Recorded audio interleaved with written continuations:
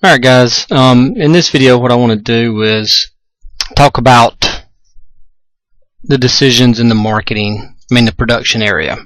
Production and HR. So if you've not watched the integrity videos on how to make a decision, R&D and marketing up to this point, please watch those first, and hopefully they'll kind of all flow together and help you out a little bit. But in the production area, there's really like three different major decisions going on here. The first one is in this area here where we are scheduling how much we're going to produce. Okay? The second is down here with how are we going to change our production facilities in the future. Do we want to add automation right here, or do we want to buy and sell capacity? Do we want to make our facilities bigger, or do we want to sell some and get some money out of this? And very rarely do you want to sell some. So if you get to that point, then you're in a lot more details than most teams get to. So, but you definitely want to look at, do we need to buy some? And I'm going to go over each one of these inputs a little bit. And then later, right now it's not available because I'm only showing you what it looks like in round one. But once we get to round two, you've got to make some human resource decisions. And so I'm not going to spend as much time on that. There's an HR quiz, and it's pretty straightforward with what you've got to do here and how you got to make those decisions. All right. But what we do is we got to get down here and we've got to make some recruiting decisions. We got to make some training decisions. And what these will do will increase our productivity because, one, we're recruiting. The more you spend on recruiting, the better employees you get. Training, you're improving your employees by training them, and that will increase productivity. And then your complement up here will determine if I need 250 employees, I'm going to hire 250 employees. So therefore, I'm not going to work much overtime. And you can see here, if you hired 250 needed, you got a little overtime. All right.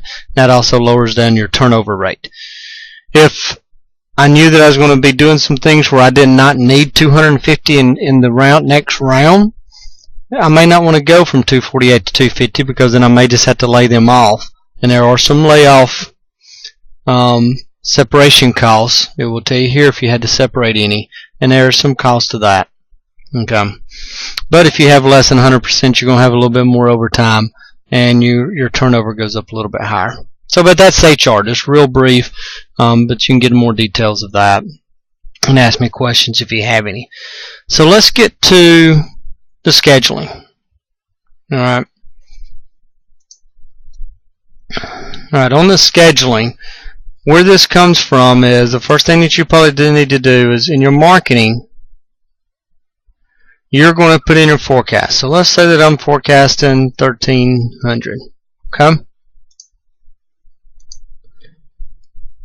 And the reason I have to put something there because it flows to our production. So what we get up here is we see our forecast that came over from the marketing area. Right. We've already got 87 in inventory, and right now I'm scheduled to produce 1,300, but anytime you have production, you have some losses in there, so we've got some losses. So right now, I'm predicting 1,300. I'm going to produce 1,287, and I've got 87 in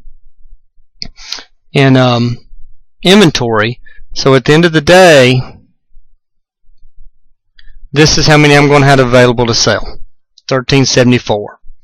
If I truly meet this forecast, if this is good, then I should have an inventory of 74. Alright. If I get an inventory less than 100, you're doing excellent on your forecasting, if that's what ends up in reality. Remember, this is a forecast. So just because I've got 1,300 in here doesn't mean that I'm going to sell 1,300. I may have potential to sell more, may sell less. All right. If I got an inventory, so if I have an inventory of less than 100, then you're doing great on your forecasting. If I've got less than 200, then I'm okay with that. I'm not really worried about it. If I got less than 300, then you may need to start questioning your forecast and getting it a little bit better. If you've got more than 300 in inventory, then more than likely you've got some financial trouble. Namely, Big Al, emergency loans will come and see you. So that's kind of what we're trying to do between our forecast and production. Now, one thing that the book talks about is, if you read the 10-member guide, they talk about having a little bit of inventory. That's okay. And so even though we may think that we're going to sell, let's say in reality, we really think that we're going to sell 1,350. That's what we really think we're going to sell. So what I may do is go over to my forecast and marketing and put in 1,300. Because this is the number, this 1,300 is what's going to be fed through all the financials to make sure things are okay. And so when I get in the finance page, you'll see that. And then on my production schedule, I may put in where I want to produce like 13, or actually I've got this number's too low, but still same thing. 1,375. Okay? And so, or even maybe 1,400. So if I sell the 1,300, then I still only got an inventory of 100, which is pretty good. If I sell the 1,350, I've only got an inventory of 50, which is great. And if for some reason, if I miss my forecast and I really sell 1,375, 1,400, I did not run out of product. I didn't stock out. So that kind of helps me. So usually you kind of forecast a little bit lower than you think, maybe production a little bit higher, but you don't want to get too drastic on these numbers. So that's our schedule. So we've got HR, we got our scheduling. Now down here at the bottom we have what they call our physical plan. The physical plan is going to be, do we want to increase capacity? Do we want to automate? Alright, one reason we want to, or a couple of reasons we'd want to increase capacity is, let's say that our forecast is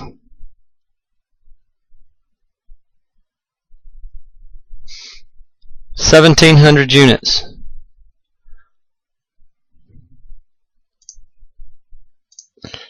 Well, we cannot meet that. The most we can do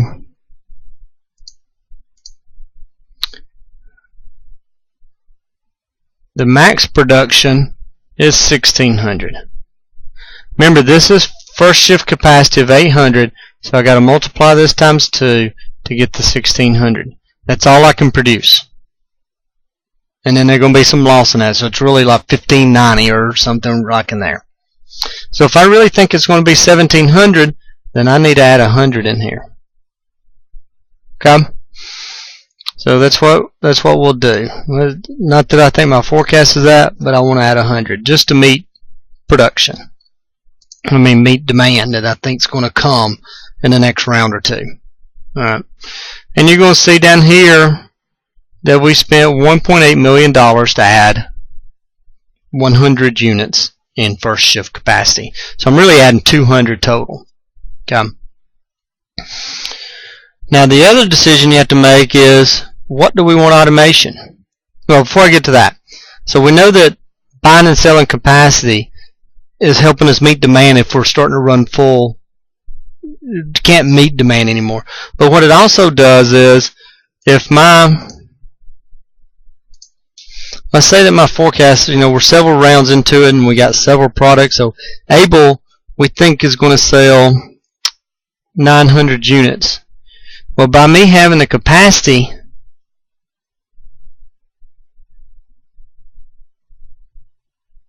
So this is our forecast, and this is our,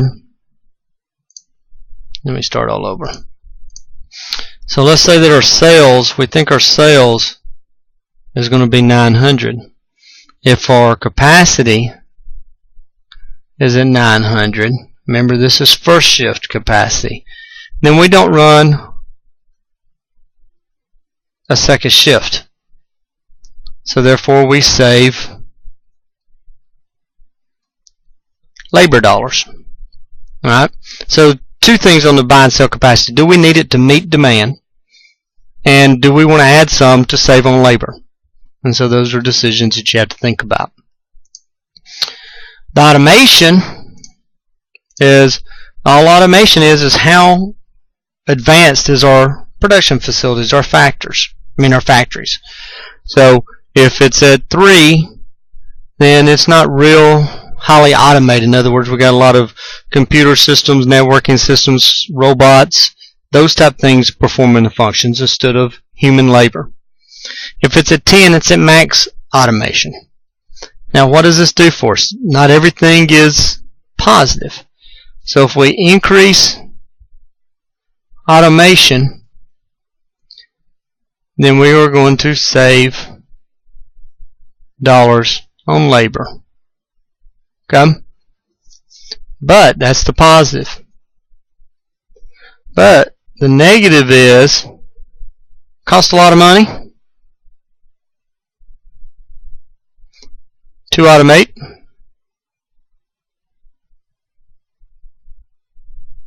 Okay? And then another negative is it slows down the R&D.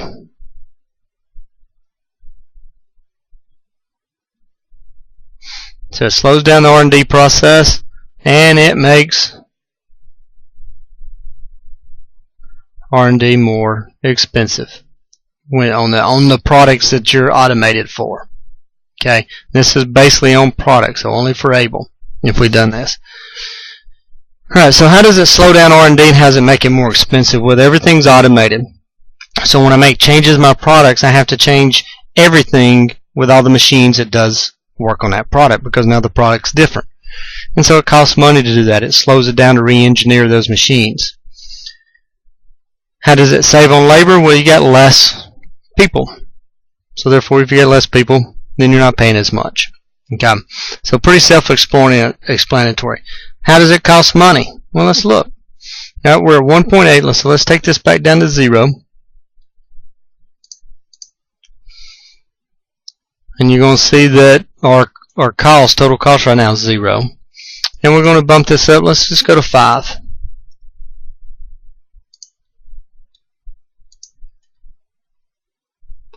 And you see it's going to cost us $6.4 million. Remember, this is in millions. $6.4 million to go from 3 to 5.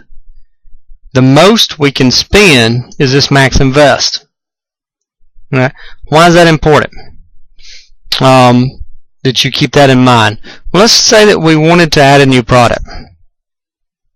And again, these numbers that I'm about to put in here is not anything good. Well, we're going to call, see, that one was, we're going to call this a, I don't know, Ava. Alright? And we're going to make it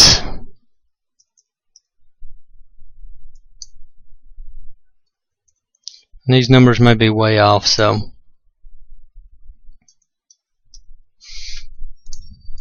I'm doing it on the fly here. Okay, we're going to see when Ava comes on, it's going to be right down in here. So it's pretty close where it needs to be. This will come out in May of 2016. We're in 2015 now. So now we go to our decisions. Go into production to finish this up.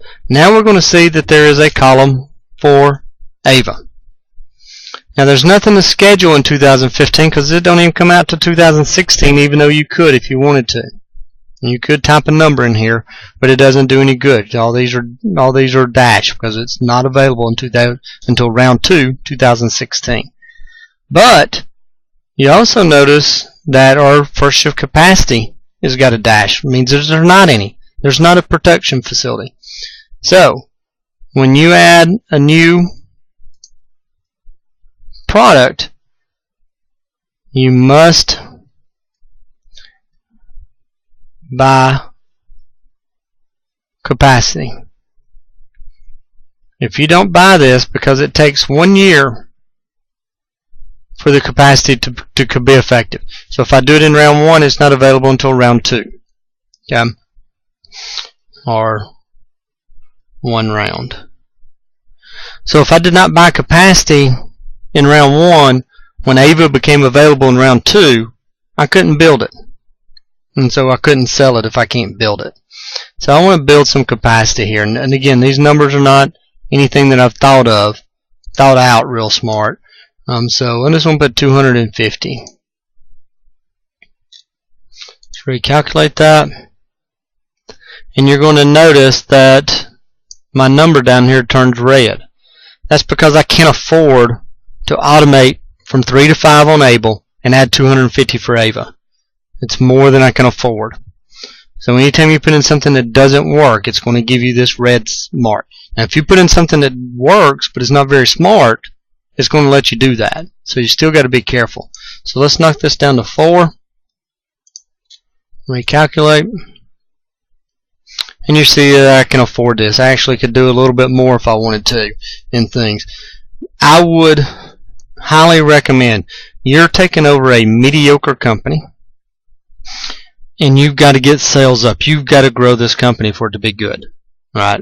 Poor to mediocre company you're taking over.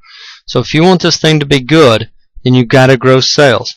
The only way I can grow sales is to grow the company. Grow capacity, grow marketing, grow everything. So do not be afraid to be aggressive with your spending, with your borrowing, with your issuance of stock. As long as you're making good decisions and investing well in the company, they will pay off. Alright. Let me know if you got questions on the production, whether it would be, remember there's 3 main areas. You've got a schedule.